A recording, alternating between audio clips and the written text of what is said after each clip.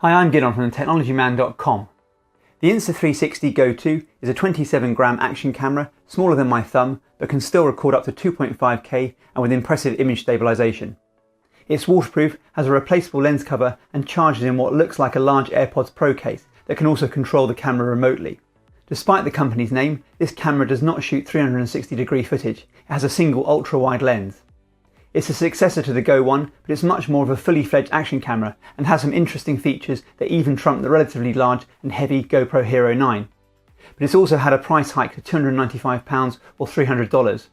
I've tested it thoroughly, comparing it to the GoPro Hero 9, mountain and road biking, running and for general use out and about with the family. Feel free to use the video chapters in the timeline or the timestamps below to jump to the section you're interested in if you don't want to watch the complete video.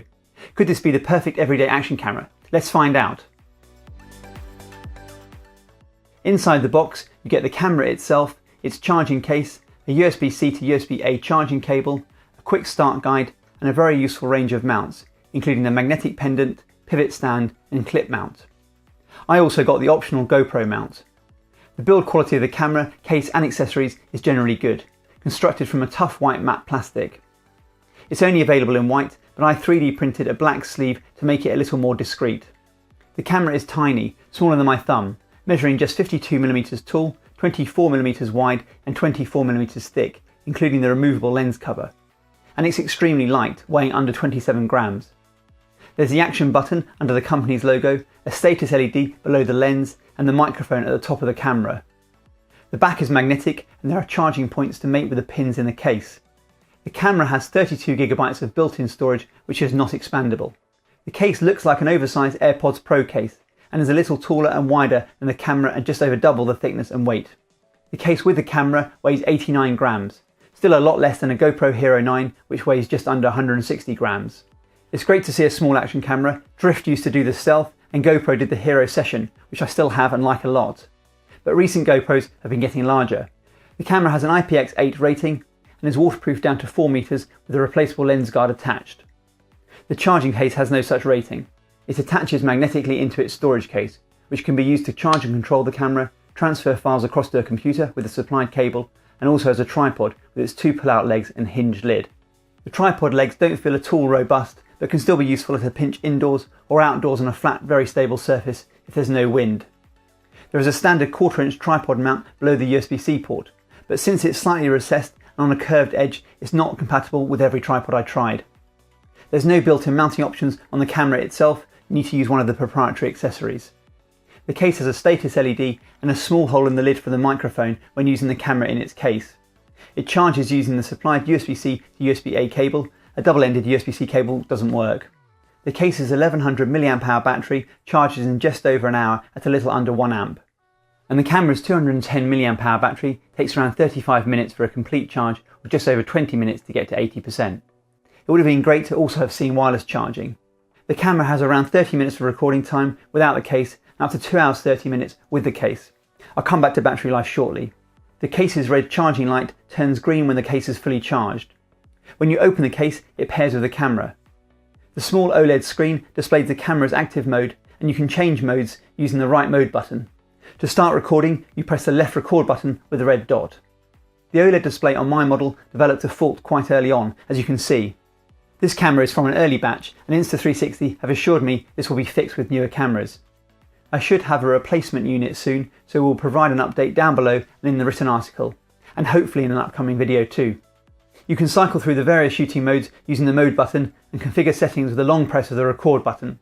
But most of the time I used either the action button on the front of the camera or the app to control the camera. One useful feature of the case is it connects wirelessly to the camera, so you can use it to control the camera remotely. You have to yank the camera out of the case by its lens protector. It does require some force. The easiest way to mount the camera is on the magnetic pendant. This should sit underneath your clothing with the Insta360 logo facing your chest. The camera attaches magnetically in a vertical position and is pretty secure, even through a fairly thick insulated jacket. The pivot mount has a grippy, washable base that will stick to most smooth surfaces. It's handy for overhead shots. The clip mount can be attached to a baseball cap and the tilt angle is adjustable. By default, press the action button once with the camera off to record in standard video mode. The camera vibrates once. Another single press stops recording and turns the camera off with a long vibration. A double press with the camera off will take a photo. The camera vibrates twice, takes a photo and turns off with a long vibration. Turn the camera on and into standby mode with a 1 second press of the action button, accompanied by the camera vibrating twice. A single press will now take a video in Pro Video mode that I'll come back to, and a double press will start a timeshift recording, again with a single and double vibration respectively. The single press of the action button ends shooting, again accompanied by a long vibration. The camera automatically enters sleep mode after 2 minutes by default, and the camera vibrates once. Or you can press the action button for 2 seconds to enter sleep mode immediately. You can configure all these settings in the app, which I'll come back to. The status LED is cyan in standby mode, flashes white solely when recording video and quickly when recording in timeshift mode. It does take some time to get to grips with what the camera is doing, and it would be much easier to see the LED in most cases if it was on top of the camera rather than at the front, obstructed by the lens as you typically look down at it on your chest. And there's no audible beep from the camera, so there were plenty of occasions, especially early in my testing, when I either failed to record something or ran out the battery recording nothing of any interest. I found it helpful to keep my finger on the camera after pressing the action button to feel confirmation from the vibration that I'd started or stopped the recording.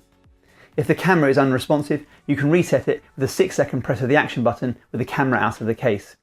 A 6 second press of the mode button with the camera in the case will reset the case should that become unresponsive. The camera has a small but still respectable 1/2.3 inch sensor with an f2.2 lens. This is the same sensor size as a GoPro Hero 9, which is impressive considering the Go 2's diminutive size. It supports resolutions up to 2.5K or 1440p at 50 frames per second, so no 4 or even 5K options like the GoPro Hero 9. But it does have a few very useful tricks up its sleeve that the bigger and more expensive GoPro can't match. If you record in the Pro Video mode, which I'd highly recommend, you can change the field of view and aspect ratio of a video after you've taken it in the mobile or desktop app. This is perfect for social media, where you may want to change the aspect ratio from standard widescreen 16:9 to portrait 9:16 or even square 1:1, perhaps for Instagram. The camera is actually capturing an ultra-wide angle 11.24mm 35mm equivalent video disc, which you can extract the information you need from after the fact. If you hold down your finger on the screen, you can actually move around this view slightly, although you'll start to get edges of the captured video if you move around too much. You can just use the left mouse button to move around in the desktop app. It's good to see Insta360 using their 360-degree heritage to allow all this flexibility. And even more impressively, no matter how you have the camera oriented, the video will always stay upright using the Horizion Lock feature. This works even while you're shooting video, and although you can see some of the minor artifacts of software processing used to achieve this, it works remarkably well. The GoPro Hero 9 needs a $100 Max Lens Mod attachment to get this feature. I'll be comparing the quality shortly. There's also Insta360's FlowState stabilisation, which whilst not as effective as GoPro's Hypersmooth, is a lot better than I thought it would be, again considering just how small this camera is. I'll also show how this compares directly to the GoPro Hero 9. You can turn off image stabilisation in the app, or switch to first person view or FPV stabilisation even after you've taken the footage. This could be useful if you're attaching the camera to a drone and don't want the horizon locked. The camera does have a slow motion mode, but this drops the resolution to Full HD 1080p, and there's no audio. And you can capture photos at 9 megapixels resolution. By default, these are captured in RAW format, again allowing more control for post-processing if you want. There are a few additional photo modes, including a night shot mode. Timeshift or hyperlapse mode is equivalent to GoPro's time warp mode. Basically, it's an automatic time-lapse mode that smooths the video using image stabilisation. These can be recorded up to 1440p at 30 frames per second.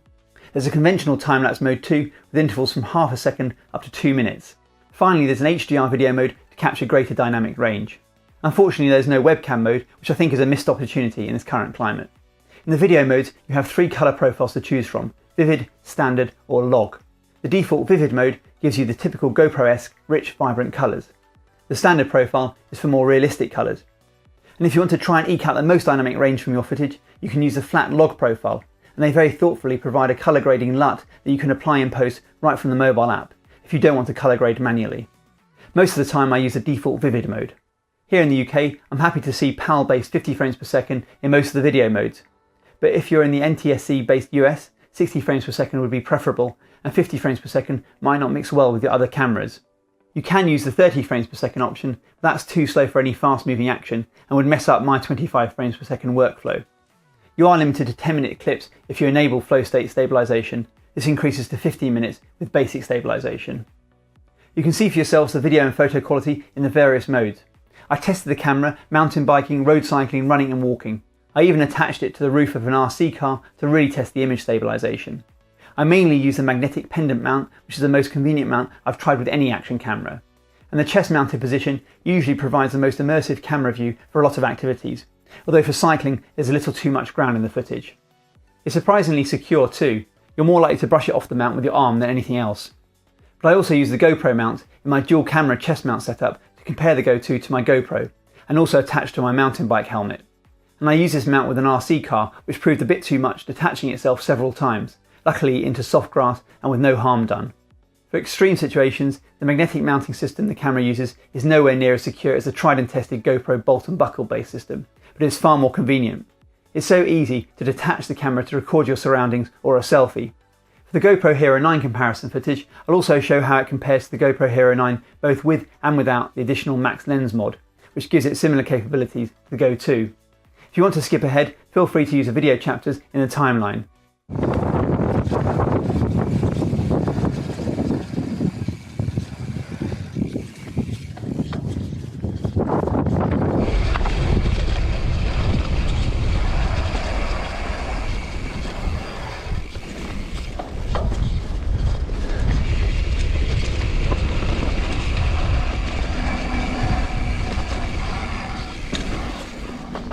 Okay, thanks.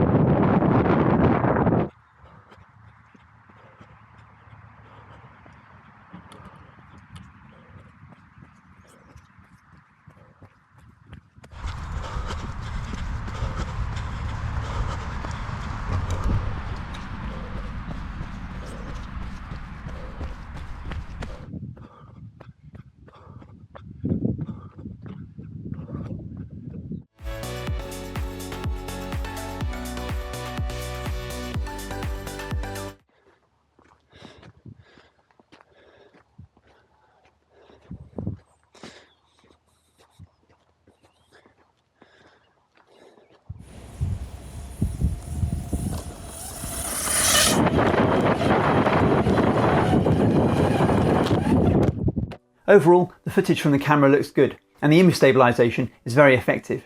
If you compare it directly to a GoPro, the GoPro's footage looks better to me, crisper with richer colours, and its hyper-smooth image stabilisation is hard to beat. But the Go 2 is a lot closer in quality than you might expect. Like all these small sensor cameras, they do struggle in low light, and footage gets very noisy as light levels decrease. There is a remove grain or noise reduction option when you export your footage, but this makes the footage look very processed in most cases. Microphone quality was good, especially when mounted on your chest with the magnetic pendant. This is the audio quality when it's stuck on my chest. This is how it compares to a GoPro Hero 9. This is how the microphone sounds on the Insta360 GO 2. This is the microphone quality on the GoPro Hero 9. I got between 25 and 30 minutes of battery life before having to top it up in its case. It's not much, but it's enough if you get used to recording shorter clips. And this actually makes your footage much more manageable when it comes to editing. Unfortunately, it doesn't give any warning that it's going to run out. It just turns off when the battery gets lower than around 10%. I'd really like to see the front LED start flashing red when the battery is at around 25% or so, perhaps accompanied by a vibration. Ideally, you'd be able to enable an audible warning. The charging case does display battery remaining, but I didn't have this to hand most of the time. The camera does get quite hot when recording for longer periods of time.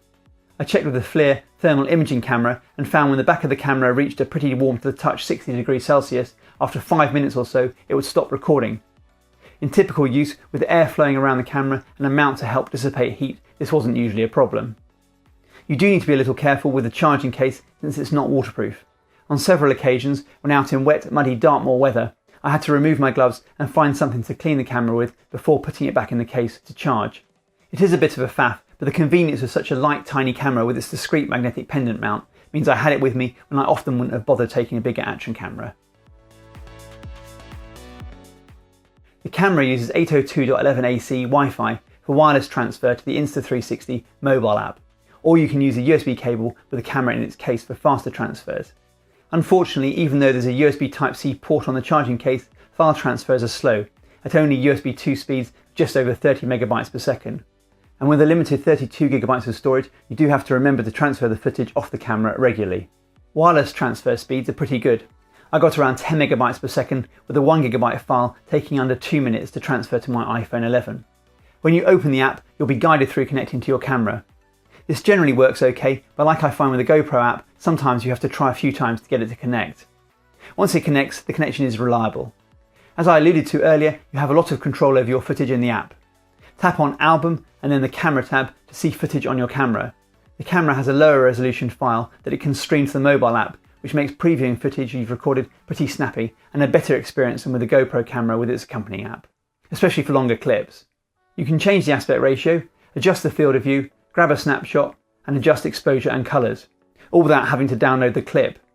Scrubbing the footage is about as responsive as I've seen with any camera, and you can even use their AI trim to intelligently trim your footage and mix in music tracks provided in the app.